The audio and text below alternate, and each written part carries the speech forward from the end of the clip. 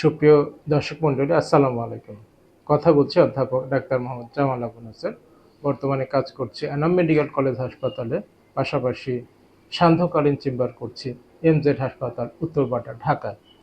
আজকে আমি আমাদের দেশের, সারা বিশ্বেরই একটা সাধারণ রোগ ডায়াবেটিস নিয়ে কিছু কথা বলবো।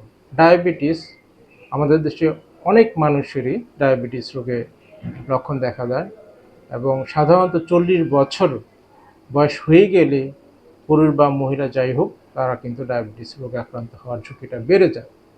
ডায়াবেটিস একটা খুবই খারাপ রোগ, যেটা বিভিন্ন অঙ্গকে একসময় আক্রান্ত করতে পারে। যেমন ডায়াবেটিস থেকে কিন্তু কিডনি খারাপ হয়ে যেতে পারে যদি অনিয়ন্ত্রিত থাকে ডায়াবেটিস। এছাড়াও চোখের সমস্যা হতে পারে। তাছাড়াও যদি কোথাও আঘাত লাগে, ঘা হয়ে যায়, সেই ঘা কিন্তু যদি ডায়াবেটিস নিয়ন্ত্রণে না থাকে তাহলে কিন্তু সহজে শুকাতে চায় না।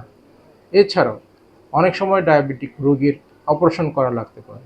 কিছু কিছু রোগীর জরুরি অপারেশন করতে হয়, যেগুলোকে আমরা ইমার্জেন্সি অপারেশন বলি। আবার কিছু কিছু রোগীর মোটামুটি সময় নিয়ে, প্রস্তুতি নিয়ে অপারেশন করা যায়, যেটাকে আমরা ইলেকটিভ অপারেটিভ প্রসিডিউর বলি। তো যেই রোগী যেই অপারেশনই হোক না কেন, সেটা জরুরি অথবা ইলেকটিভ যাই হোক না কেন, যদি ডায়াবেটিস থাকে, সেই রোগীর কিন্তু ডায়াবেটিস নিয়ন্ত্রণ না করে অপারেশন করলে কিন্তু বিভিন্ন ধরনের সমস্যা হতে পারে। এই জন্য যদি ডায়াবেটিস নিয়ন্ত্রণ না করে রোগীর অপারেশন করা হয়, তাহলে দেখা যায় যে ওই রোগীর ওই অপারেশনের জায়গায় ইনফেকশনের সম্ভাবনা অনেক বেশি বেড়ে যায়। তাছাড়াও রোগীর ওই যে ক্ষত, অপারেশনের যে জায়গা, সেই ক্ষত সেটা শুকাতেও বেশি সময় লেগে যায়। তাই সবার প্রতি পরামর্শ থাকবে, যেভাবেই হোক ডায়াবেটিস নিয়ন্ত্রণে রাখবেন। যে কোনো সময় কিন্তু আপনার অপারেশন লেগে যেতে পারে। তাছাড়াও যে অঙ্গগুলোর ক্ষতিগ্রস্ত হয়, বিশেষ করে কিডনি, চোখ, এগুলো কিন্তু ক্ষতিগ্রস্ত হয়ে যাবে যদি আপনি ডায়াবেটিস নিয়ন্ত্রণে রাখেন। তাই সবার প্রতি পরামর্শ থাকবে,